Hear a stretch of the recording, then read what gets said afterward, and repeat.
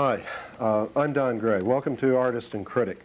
We're continuing our discussion of last week and of the past 2 or 3 weeks, in which we're dealing with the problem of contemporary art, its weaknesses and its strengths, and how it compares to the art of the past, the recent past, or the long distant past. Now many people will say, well, there are different values in evidence today, different artistic values. The old saying that you can't judge apples and oranges, but it's my position, and I've always believed it, that you can compare anything. And in the comparison, the qualities and the properties of each item is revealed. By comparing the apple with the orange, the character of the orange is revealed, the character of the apple is revealed. And in the realm of art, I think there are eternal principles. There are eternal values in art, that what makes art in one century makes art in another century, that you don't sever the connection with the past and create, quote, a new art based upon values of the day. I mean, that kind of thing describes more a fad or a fashion rather than the continuing attempts of humanity to discover themselves and express themselves in art and their other human endeavors. There's a continuing thread in the human existence that art must tap. If it does not tap the deepest issues of life, the continuing issues of life, the continuing problems of life, such as what is the meaning of life? You know, how do we best fulfill ourselves? How do we discover God, if we want to put it in that sense? Those are the main issues. You know, mixing a green, putting a green next to a blue, showing how devilishly awful society is by defecating in a can and calling that an artwork. I think that's the destructive negative side. It has nothing to do with the eternal problem of meaning in life. The one erodes that quest by demeaning the art object, by demeaning the human being, by demeaning the human experience. In our first picture today, we're looking again at the picture with which we concluded the last program, Gauguin's self-portrait. And we mentioned that he is poised between his own painting of the Yellow Christ and a primitive idol, a primitive sculpture, in a sense, and he is telling us of his own dilemma, his own searching for a new meaning in life, a new synthesis, and by depicting his struggle, he is suggesting the struggle of all mankind as we entered the 20th century.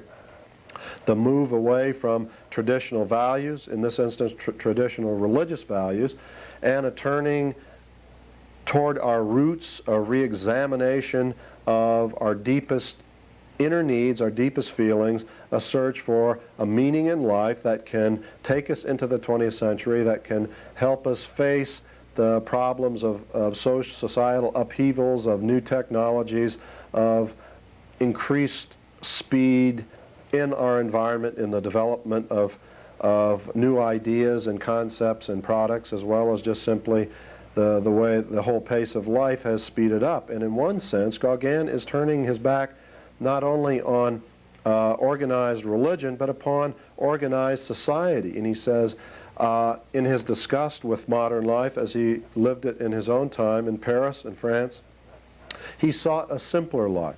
He sought a life where he felt that he could be more human, where he could most easily fulfill himself most completely. And in this case, as his portrait indicates, he's turning away from organization of society to a new primitivism, searching for a new understanding of life. I mean, it's like Margaret Mead going to the South Seas to discover the basis of life. It's like anthropologists in general going back. And Gauguin has a certain psychic need and inner pressure that is taking him toward something which perhaps he doesn't totally understand in searching for a new meaning in his life. Now, if you think this is pushing it too far and you say that's not what that picture means, well, maybe it doesn't mean that to you. To me it does, and the next picture further underscores and gives emphasis on that. We'll go to the next picture. And we see in his portrait of La Belle Angel, one of his landlady in Brittany. These pictures are painted 1889, 1888, somewhere in there, before he's actually gone to Tahiti, although he's gone to Panama and Martinique. We see this civilized woman, although compared to Parisian standards, she would be provincial, of course, but in her garb, in her civilized garb, her starchy raiment, she is compartmentalized. She is placed in the civilized compartment of the picture, while surrounding her is the exotic primitive world. It's a contrast of two different worlds, the primitive world with the idol on the left and the exoticized, semi-abstracted blossoms there, contrasting with the dressy, civilized quality of Angel. We'll go to the next picture. And Gauguin, when he does get to Tahiti, will paint such pictures as Spirit of the Dead Watching, where his mistress, young teenage mistress, in fear cowers on her couch, while in her imagination the dark figure of her ancestor on the left comes after dark to haunt her and frighten her. And we would say, well, this is a new approach to art. He's going toward what we would call, perhaps unjustly, a primitive people, searching for the roots of his own being. But while searching for new meaning that is more applicable to his own time, he has not turned his back on the past. He has not severed his connection with the past. And perhaps one of the most serious things that we can do as individual human beings, or as artists can do, is to turn our back on the past, to lose sense of the continuity of human experience from earliest times to the present. If the proper opportunity presents itself today, I'll be interjecting some thoughts from people like Jung and Freud and Rodin and others to substantiate this point. But let's go to the next picture and see Gauguin's relationship to art tradition in the well-known Venus of Urbino by Titian, painted in the early 17th century. Obviously, this is the prototype for Gauguin's figure composition, as would be Manet's Olympia, which would have been painted about 25 years or so, give or take 5 or 6 years, before Gauguin's work. Both contemporary artists were searching for an art significant to their own time, but they had not totally abandoned, cut themselves adrift from the experiences of the past. And here the figure is white as opposed to dusky skin. Her head's to the left instead of to the right. And instead of the spirit of the departed ancestor, we have the two ladies in waiting who dig into a mysterious trunk in the background, in which, and then the window in the back in which the mysterious plants and flowers could perhaps be gone into for deeper symbolic meaning. But we can see Gauguin's connection with the art of the past. Now we go to the next piece, and we have quite a contrast here with the Titian in this African mask from the Ivory Coast in Africa. And of course, this, at least from civilized standards, as we use the term civilization, I mean, we don't have to be a Western civilization to be civilized, but to artists of Gauguin, Stripe, and later Picasso, and many artists of the 20th century, this kind of art was primitive. And primitive not in the sense of a derogatory term, and that these people have not developed to the heights that we have, in our oftentimes smug superiority, but that they are in touch with basic emotional aspects of the human personality, the human being, that deep within us all are these darker forces that motivate us, and we forget about them, we ignore them because of our obsession with rationality and technology and our gleaming surfaces of our products and so forth. But here Gauguin went to Tahiti, and Picasso and others explored these because they sense the deep meaning in them, of a power, a savagery perhaps in these ritual masks that had deep significance for their creators. And in our searching for new meanings in our own life, we move toward objects that we instinctively felt had meaning for the people who created them, and we tried to transfer them to our own lives. Okay, we go to the next picture. And we see, again, a modern artist, Max Beckmann, in the early 20th century, about well, not that early, about 1941, in a self-portrait with sculpture. And if we think of the darkness of the figure, and it can be a primitive figure. It can be from one of the darker skinned races, say Africa perhaps. And the artist is presumably modeling the figure, but he really, in a sense, is embracing the figure. So he's embracing this new concept, this search for a new meaning that will give his life meaning. And the picture, painted in a rough, bold, somewhat brutal expressionist vein, echoes the direct carving of the forms in primitive sculpture, in a sense. Okay, we go to the next picture. And we see what we've left behind. We see the new direction we're going. Here's Raphael's fresco from the Vatican in Rome in the 16th century. And this is a completely different world order, say, where we're trying to rediscover our meaning in our lives by going, in one instance, toward primitive culture, searching for our roots. Here, in the order of this picture, one senses that all is right with the universe. See, this is sort of a cosmic interpretation of man's relationship to God and the totality of the universe. If you think of it, everything has its compartment. On the lower level, perhaps noble philosophers representing the highest elements in mankind dispute and discuss the meanings of life, while in the next level, Christ is enthroned, surrounded by perhaps the Virgin and saints and apostles, perhaps, while in the upper level, God reigns in the golden glory of His heaven, surrounded by angels. And if you look at the center, you take a vertical right down the center of the picture, and you move, and you have the core of man's existence at that time, the altar at the bottom in the center, bottom layer in the center, which signifies man's relationship to God through his ritual. See? And then you move up through the center, and the dove signifying the rise of the Holy Spirit that connects us with Christ and God. And of course, the dove and that little golden circle there, and just above it is Christ enthroned. See? As the connection, the link between man and God is just above Christ in the guise of the old man. See? So that there's this picture, and in the dome, the architecturally created dome, it becomes a total symbol of man's oneness with the universe, see, at the time of the Renaissance.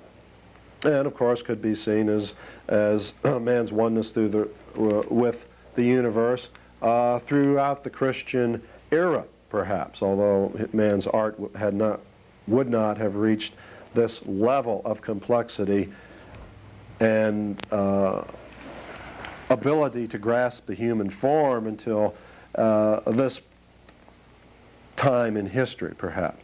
But what a different time we live in, see? We can go to the next picture.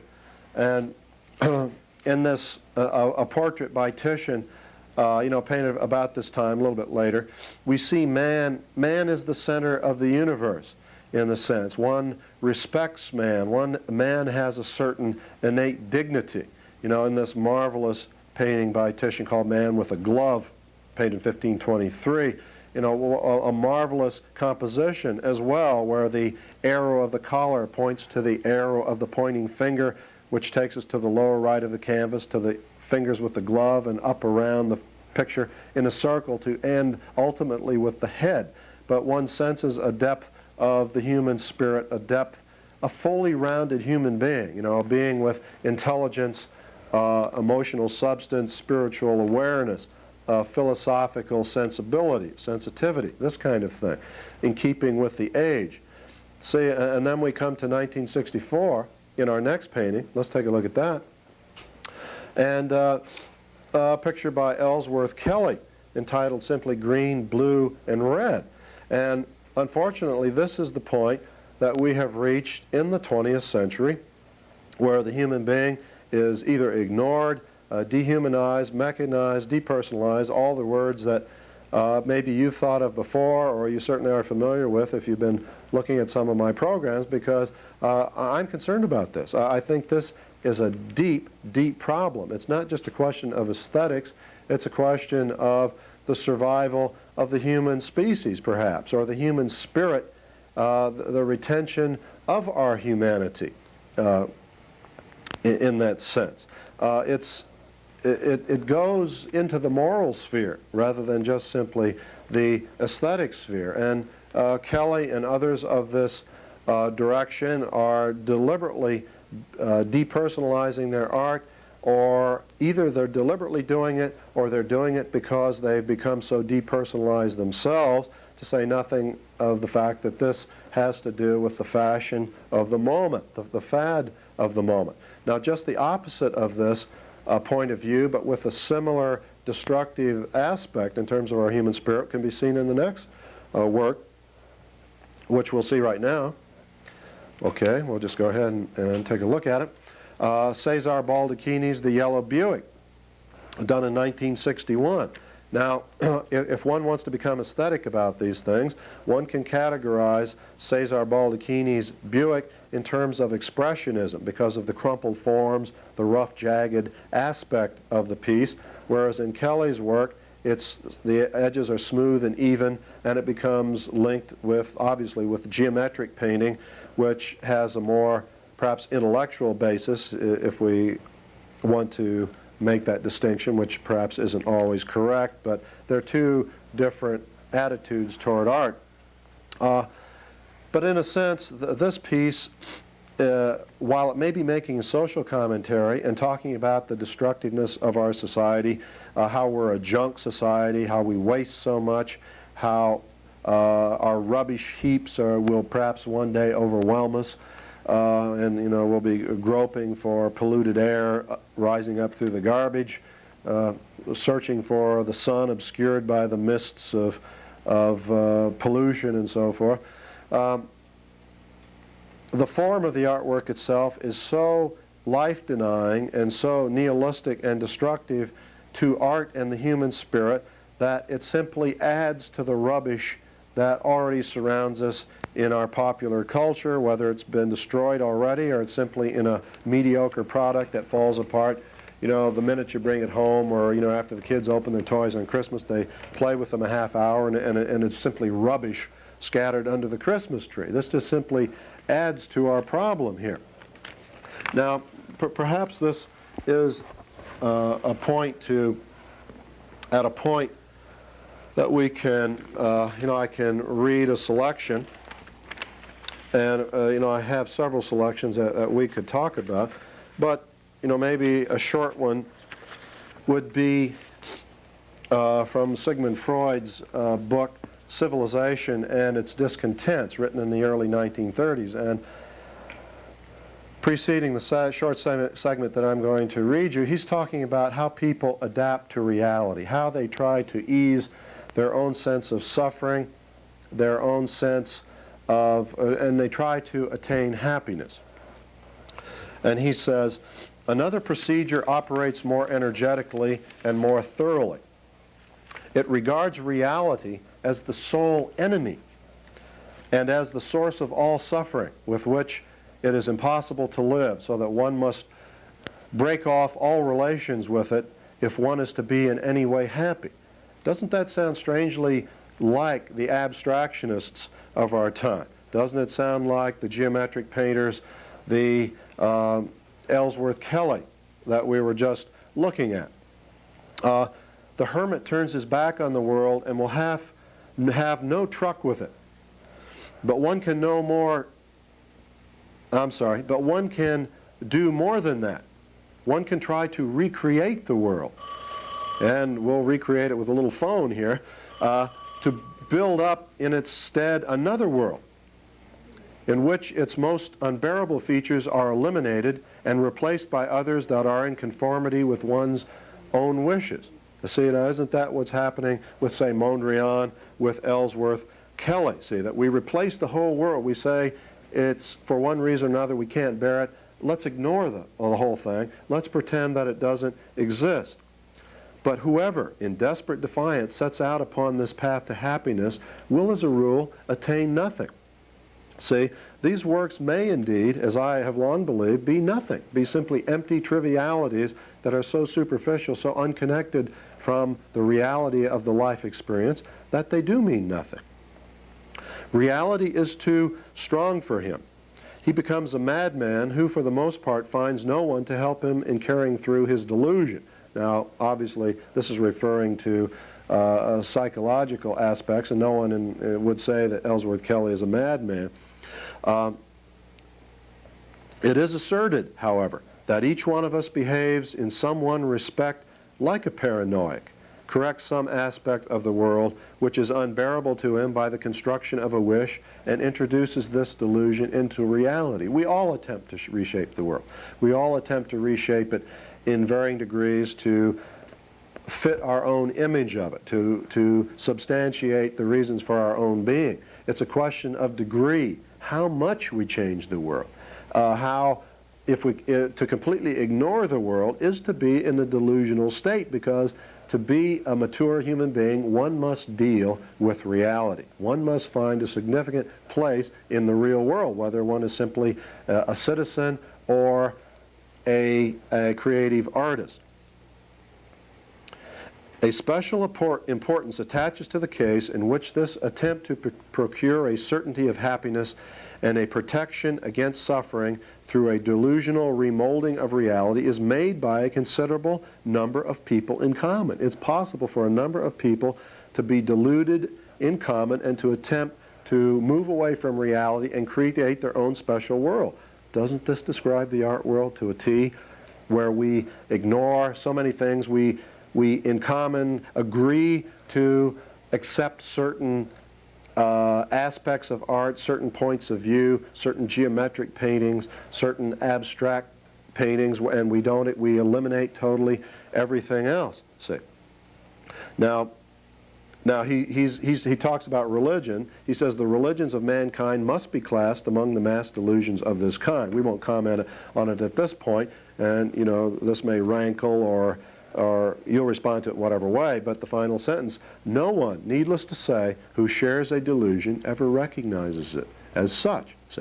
So that the people in the art world who are happy with the contemporary situation, who believe in the cold impersonalization of photorealism, who believe in the cold impersonalization of hard-edge painting, who believe in the cold impersonalization of conceptual art, these things which basically ignore the reality of the world in its living, pulsating quality, could be seen as sharing a mass delusion. They've cut too many strings from reality. They've cut too many strings which connect them to the roots of their own basic existence, you know, and we can't cut the roots with the past. In the next program, we're not through with this one yet, but the next program we'll see what Jung has to say and some other critics. We'll see what Rodin has to say. Maybe we'll get to Rodin in a minute. Okay, we go to the next picture.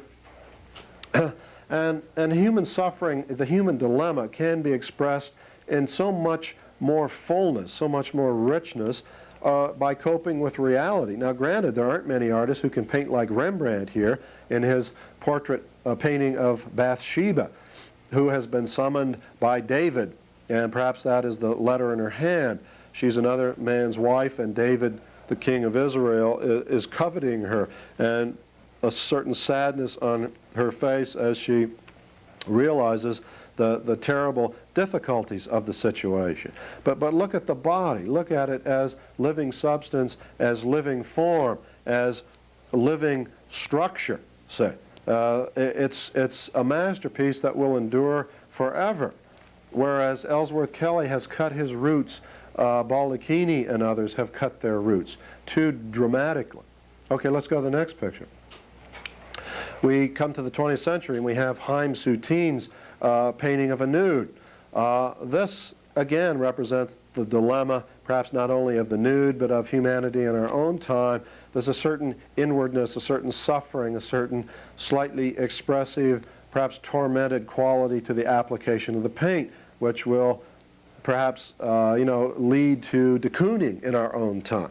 But still, there's a response to the emotionality of the figure, a sense of a soul, a personality in torment, the crossing of the hands over the pubic area, you know, in a certain protective instance. The slight caving in of the figure, as if to say, what do I have to face again, gives us a sense of the reality of the human experience. Soutine has not cut himself off from reality in order to protect himself from the slings and arrows that we all must face there. We have to face them a little bit as artists, as human beings, or we don't develop as human beings. We become dehumanized, as so much of our art and unfortunately so many of our people have become. Okay, we go to the next picture, and we see a contemporary illustration of that dehumanization. See the progress that has taken place from the innerness of Bathsheba, the solid substance of the flesh, the emotional feeling in the Soutine, both in the expression in the face and in the pose and the painterliness of it. And here we have a contemporary painting by the artist Jack Beale, A Girl in a Camp Chair. And this mechanical, cold, geometric rendering, it's not even a painting, of the concern with the hard edge. The hard edges in this picture link it with Ellsworth Kelly's green, blue, and red. See, it's the same spirit, the same dehumanized, depersonalized spirit that I've been talking about for so long, that Freud is talking about, that what we can't bear, if we can't bear the reality of flesh and blood and the problems of reality, we dehumanize it.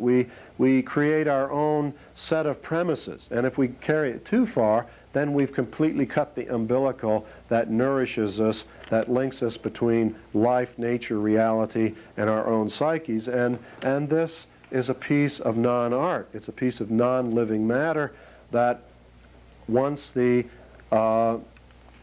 publicity fades, once the gallery promotion of the artist fades, these works will disappear into the bowels of museum basements. So we go to our final picture of the day, and it's Franz Hall's, one of his versions of Mal Bab, a barroom habitué in the 17th century. Look at the vitality, look at the life, look at the human problem expressed here. Yeah, she's probably a drunk. You know, she's probably a dissolute character. The owl on the shoulder symbolizes a certain depth of the human spirit, in a sense, the deeper undercurrent of human life, but she's real, she's alive, she pulsates, she has character. No, she probably hasn't had a bath in 32 days, but at least she's alive. Jack Beale's person doesn't need a bath because she's not alive, she doesn't sweat.